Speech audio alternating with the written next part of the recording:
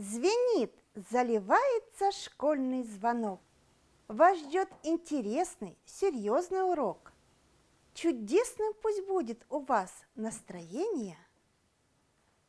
Легко и прелестно дается учение. Добрый день, дорогие ребята! Я рада приветствовать вас на уроке русского языка. Думаю, у вас хорошее настроение, такое же, как и у меня.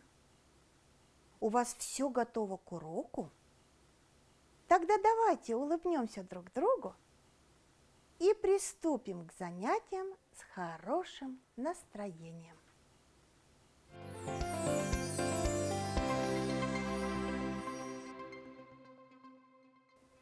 Проведем словарно-орфографическую работу. Какое слово можно собрать из рассыпанных букв? Это слово «черный».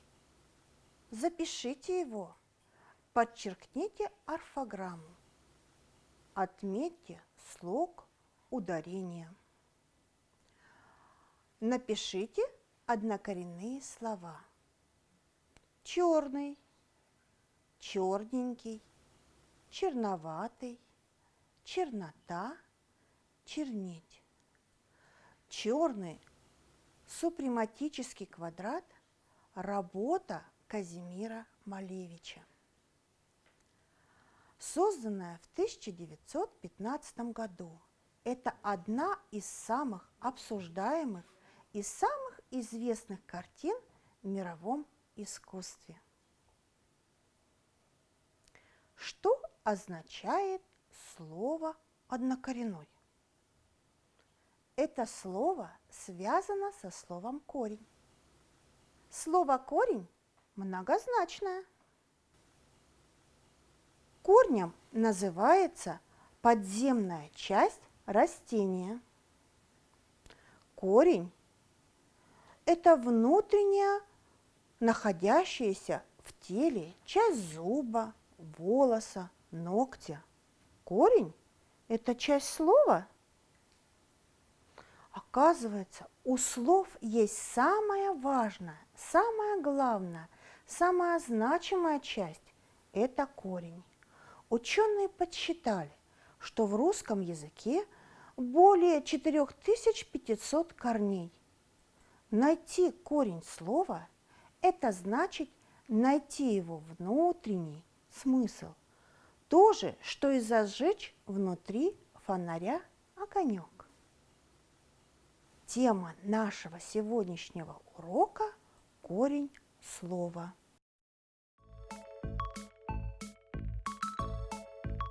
Однокоренные слова.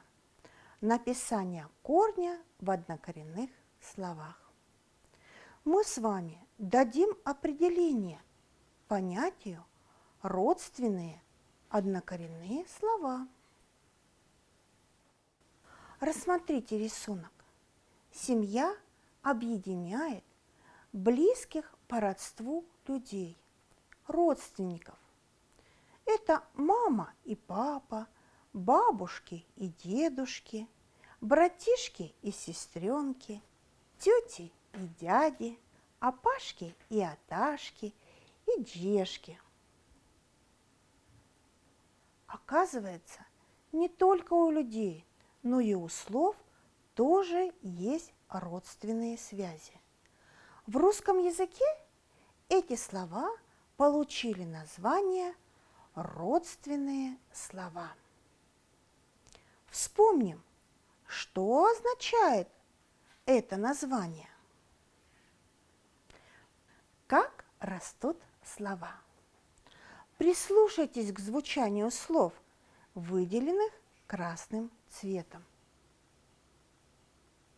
Как-то много лет назад посадили дивный сад.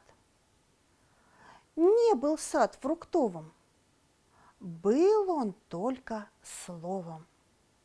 Это слово – слово «корень», разрастаться стало вскоре. а плоды нам принесло. Стало много новых слов. Вот из сада вам рассада, вот еще посадки рядом, а вот садовод, с ним садовник идет. Очень интересно гулять в саду словесном. Слова сад, посадили, рассада, садовод, садовник похожи по звучанию. По написанию они тоже похожи. Все эти слова имеют общую часть – сад. Такие слова называются родственными. Родственные слова – это слова, которые можно объяснить с помощью одного и того же слова. Часть этого слова живет во всех словах родственников. Поэтому у родственных слов есть общая часть, общее значение. В ней передается основное значение всех родственных слов. Это корень слова. Родственные слова, имеющие общую часть и близкие по смыслу, называются однокоренными словами. Например, хлеб, хлебушек, хлебороб. Давайте сделаем вывод. Родственные слова должны быть близкими по смыслу. Соберем семью родственных однокоренных слов. Как их узнать? Посмотрите внимательно на слайд. Рыба, рыбак, рыбка, рыбачить, окунь, рыбный. В словах есть общая часть рыб. Эти слова имеют общее лексическое значение. Можно объяснить с помощью одного и того же слова. Рыбак – человек, который ловит рыбу. Рыбка – это маленькая рыба. Рыбачить – это значит ловить рыбу. Рыбный – это блюдо, приготовленное из рыбы. Значит, слова рыба, рыбак, рыбка, рыбачить, рыбный – это родственные однокоренные слова. У нас осталось слово окунь. Подберем к нему только те слова, которые мы считаем однокоренными. Окунь, окунек, окунуть. В этих словах тоже есть общая часть – окунь. Но будут ли они считаться однокоренными, родственными словами? Можно ли объяснить слова с помощью одного и того же слова? Окунек – это маленький окунь. Окунь и окунек – это родственные слова. Окунуть – это погрузить в жидкость. Окунь и окунуть не будут родственными словами, хотя у них и одинаковый корень. Сделаем вывод. Не всегда однокоренные слова будут являться родственными словами. Однокоренными родственными словами называются слова с общей значимой частью, корнем и общим лексическим значением. Корень – это главная значимая часть слова, в котором заключено общее значение родственных слов. Корень слова Главная, значимая часть – родственные связи дарят корню власть. Выясни умело линию родства, однокоренные подбери слова. Жило-было слово «ход». В слове «выход», в слове «вход», в слове «ходики» стучало и по ходе вдаль шагала. Рассмотрите словесное дерево и назовите однокоренные слова. Подберите другие слова с корнем «ход». Ответим с вами на вопрос, как найти в слове корень. Чтобы найти в слове корень, нужно сравнить несколько родственных слов по смыслу и выделить в них общую часть. Посмотрим на алгоритм нахождения корня слова. Первый шаг. Определить значение слова. Второй. Подобрать родственные слова и сравнить их по смыслу. Третий шаг. Выделить общую часть – корень. Найдем корень слова в словах глазок, глазной, глазастый, глазунья, боль, больной, больница, болеть, зубастый, зубной, зубок. Докажем, что эти слова однокоренные. Выделим корень. Помните секрет корней. Корень в однокоренных словах пишется всегда одинаково, несмотря на произношение слова. Например, море – морской, лес – лесной, вода – подводный, тяжесть – тяжелый.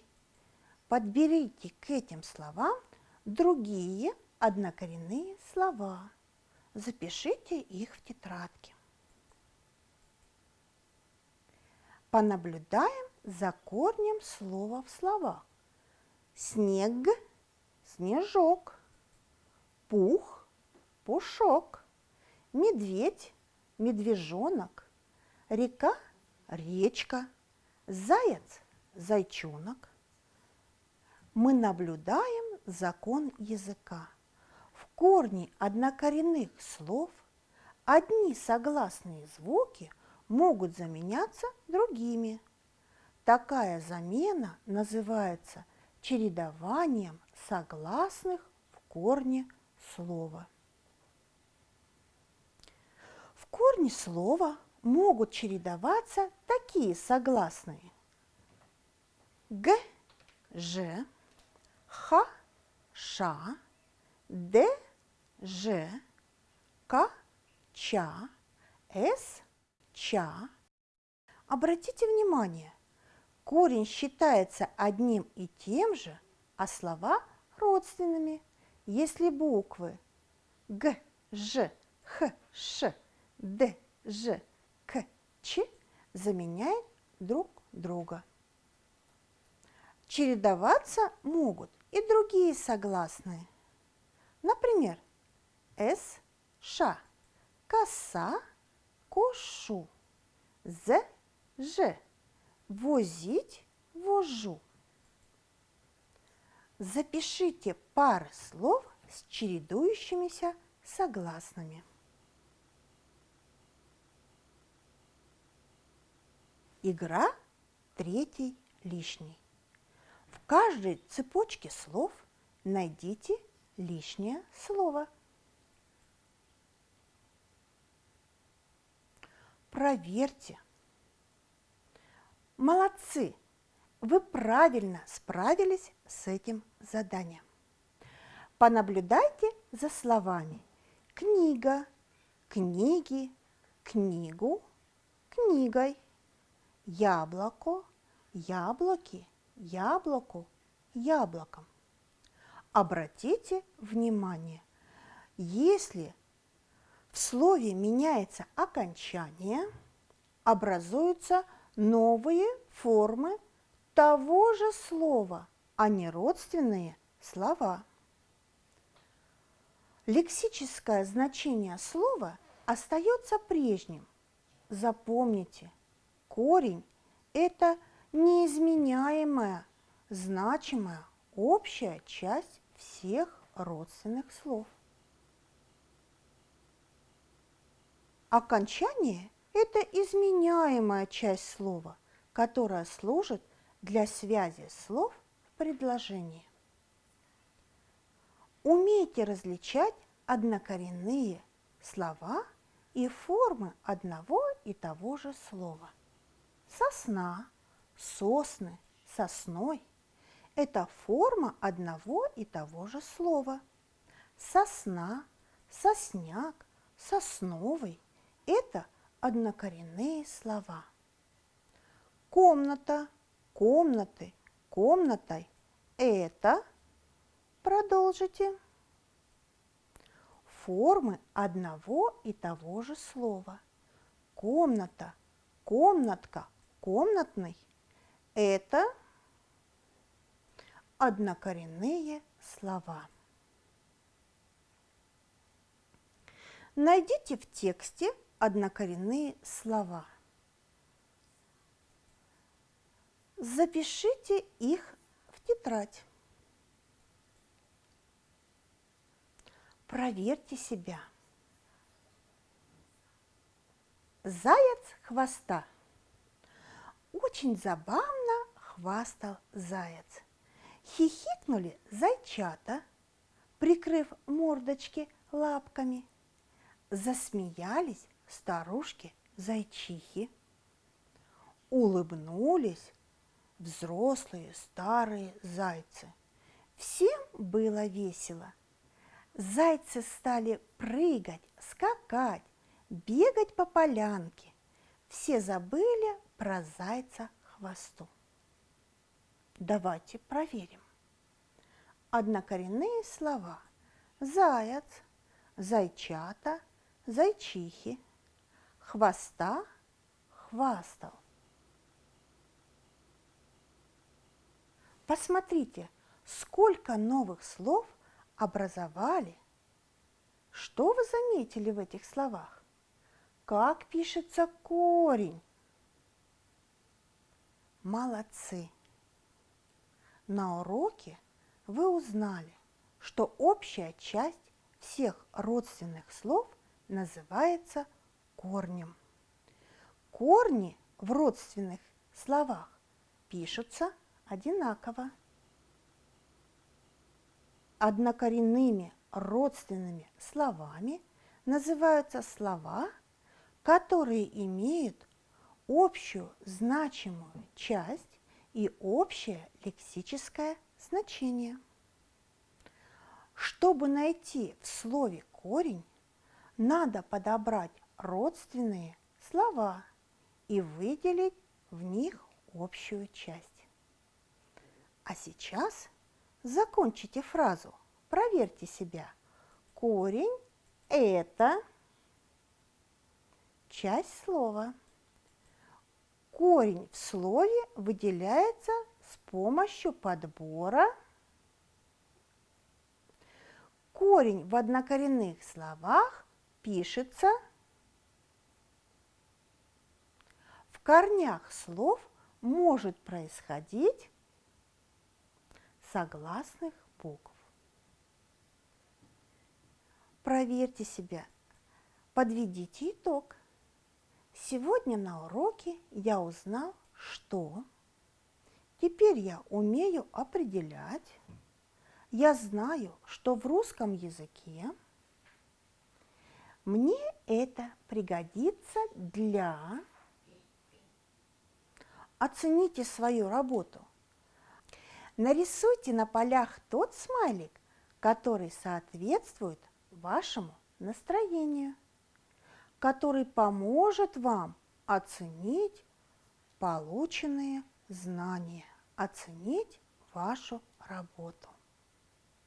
Сегодня вы поработали очень хорошо. Спасибо за внимание. До скорых встреч, дорогие ребята. Любите своих близких и никогда не обижайте их. До свидания.